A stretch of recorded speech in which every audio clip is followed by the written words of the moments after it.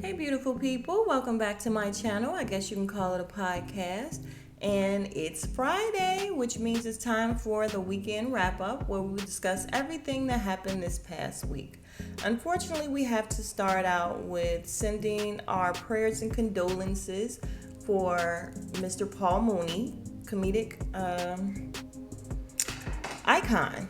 We learned Wednesday that he suffered a heart attack and did pass away. So, again, we definitely want to send up our prayers and condolences to his family, his friends. I'm sure there are a lot of people that are definitely affected by this loss. Rest in peace, Mr. Paul Mooney. You guys, let's talk about the Upshaws, the Netflix series, The Upshaws, starring Mike Epps, Wanda Sykes, Kim Fields. We also have Gabrielle Dennis, and I know her name because I follow her on Instagram because I like her. Gabrielle Dennis is from The Game, and she was Derwin's baby mom. And on here, she plays Mike Epps' baby mom. Gabrielle, don't let them pigeonhole you into this role. You can do better than a baby mom, Gabrielle. You can do it. I believe in you. But back to the show. The show was pretty good after episode maybe 2 or so, when you get used to the laugh track that was kind of off-putting. I didn't like it at first, couldn't stand it at first. But once I got past it, it was okay. They do touch on some subject matters like adultery, ghetto twins, gay. Okay, I don't want to tell y'all. I don't want to do spoilers, so I'm not going to say what. But they touch on some serious subject matters, and I appreciate that. The one thing that I did notice, you guys, that was a little different was after episode 6, Gabrielle Dennis and the other baby, son, he's not a baby, he's a son, like junior high or something like that. They just disappeared. They didn't say anything else about them after episode 6, I think it was, and they were just written out of the story for the ending and everything, which was a little weird. But all in all, it was okay. If they come back with a season 2, I'll watch it. If they don't, it's fine. It's not a huge deal. I usually don't enjoy Wanda Sykes. Did I say Wanda Sykes was one of the people who created the show? I usually don't enjoy Wanda Sykes. I don't think she's funny at all. Her voice drives me crazy. Her hair.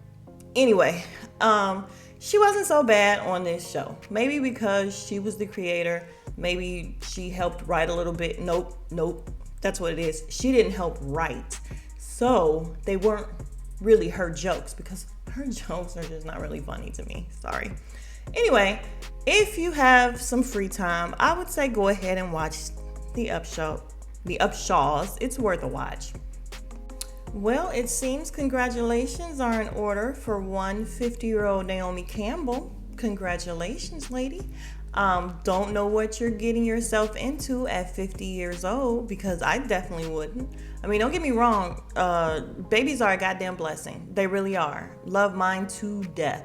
But I'm also very glad she's 23 at this point, because I could not imagine starting over with the bottles, the sterilization, the making bottles, the potty training, the carrying the car seat on your arm and all that. Now, granted, she will probably have a lot of help, so maybe she won't do that, but she's still gonna have to go to like the kiddie concerts and stuff at the school.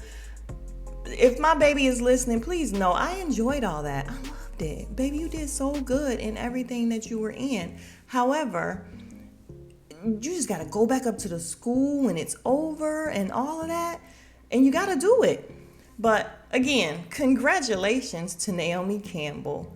Babies are a blessing. And in petty news, it seems that 50 Cent has gone back to court in hopes of getting the judge to start seizing the belongings and assets of Tierra Marie. Now, if you're not up on exactly what happened, Tierra Marie ended up suing 50 Cent for kind of bullying her online. She sued, she lost, and I think it's like $50,000 or something, which we all know will do nothing for 50 Cent's pocket. Like, he does not need $50,000. He just loved to harass her. And he may have left her alone had she not eventually made this song about him not getting his money. So I think his whole thing is, oh, I'm gonna get my money no matter what, because as we know, 50 Cent is probably the pettiest man alive. And I'm not gonna lie, I kind of like it. I think it's funny. I think it's funny sometimes when he don't go too far. However, I think maybe he should just kind of leave her alone. Leave the girl alone. She just recently lost weight. She looks great again. She's getting endorsements and things. So I know she really can actually pay him the $50,000, but I'm sure she's like, well, maybe she can't. I don't know.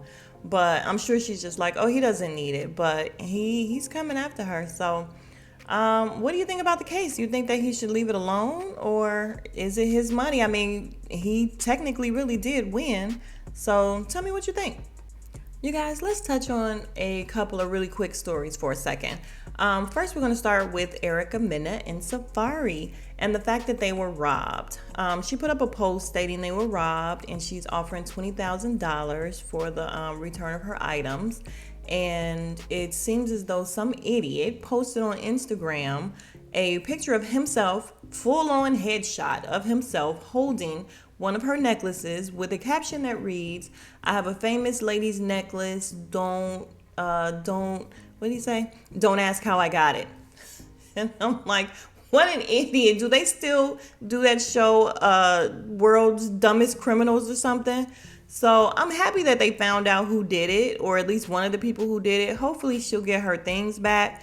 But you guys, is it really that serious for these kids to get likes and thumbs up and accolades for every little thing they do, including robbery?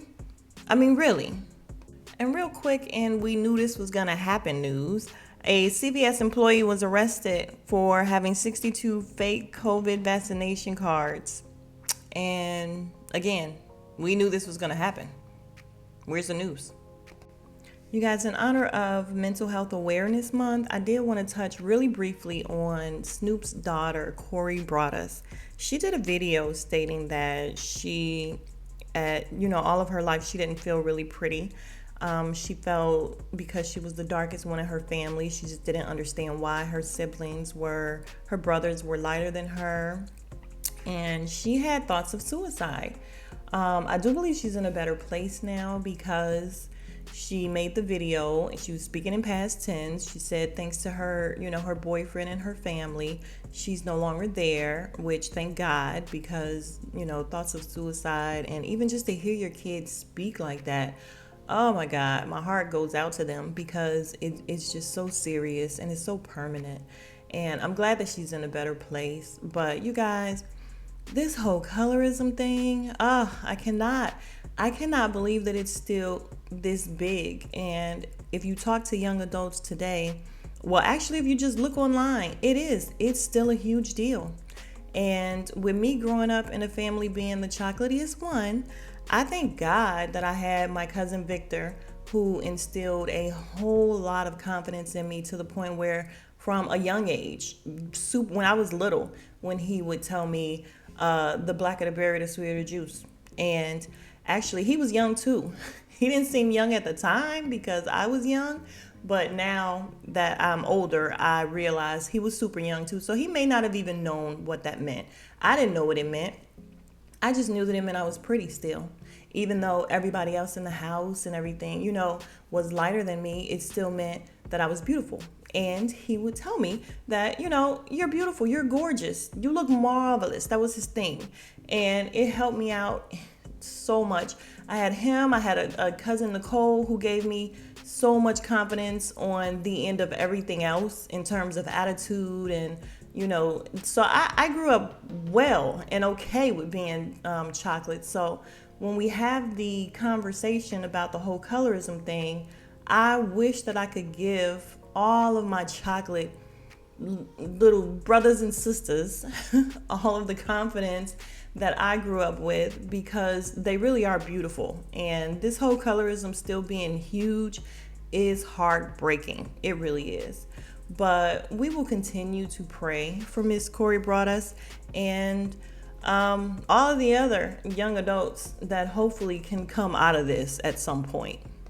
And speaking of beautiful chocolate women, look here. We have Jennifer Williams. Nothing's going on with her. Just those glasses. Everything. The end. Speaking of everything and fabulous, Billie Porter, the fabulous Billie Porter from Pose. Well, he's from a lot of different things, but most recently from Pose. He's just come out and revealed that he's been living with HIV for the past 14 years. And that's very courageous of him to come out. It's just gonna make the end of Pose that much harder, and I'm not even sure how he can play this HIV, not even this HIV positive guy on Pose, but this dying in 6 months HIV positive man on Pose. That has to be a hard role to play, and it's gonna be even harder to look at, knowing his truth.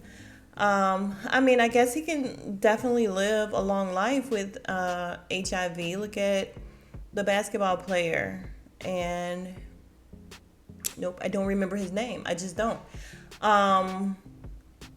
Yeah, I really tried. I don't. But for some reason, I can remember his wife's name, Cookie.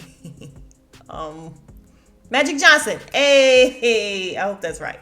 But yeah, it's just sad. But I mean, I won't say sad, because he doesn't seem sad about it. He's just living in his truth and, revealing what's actually going on with him. So prayers going up for Billie Porter. I mean, I think he's fine. I think he's gonna be fine. And can we talk about Pose for just 2 seconds? Y'all, where are they headed this season? I mean, not to say that I haven't enjoyed it, but oh my God, they are just all over the map. They really are. But anyway, back to Billie Porter. We're wishing him nothing but the best, because he is definitely one of my faves. And now, in no one gives a shit news, Rhianna and Asap Rocky together, for real. He says she's the one, and no one gives a shit. And last but not least, in I know you fucking lying news, Joe Biden all smiles as he signs the anti-Asian hate bill. And good for them, but my only thing is, can we get some of that? I mean, black people have been crying, marching, boycotting, doing all kind of stuff to try to get some of that, and Asians get it within a month or two. Like literally, this whole Asian hate thing has been maybe 2 months, and they already get a bill. Seriously, you guys, I'm just really, really outdone by this. And look at Kamala back there. She's so happy. Kamala, get your shit together. Seriously. Get your shit together, Miss America is not racist.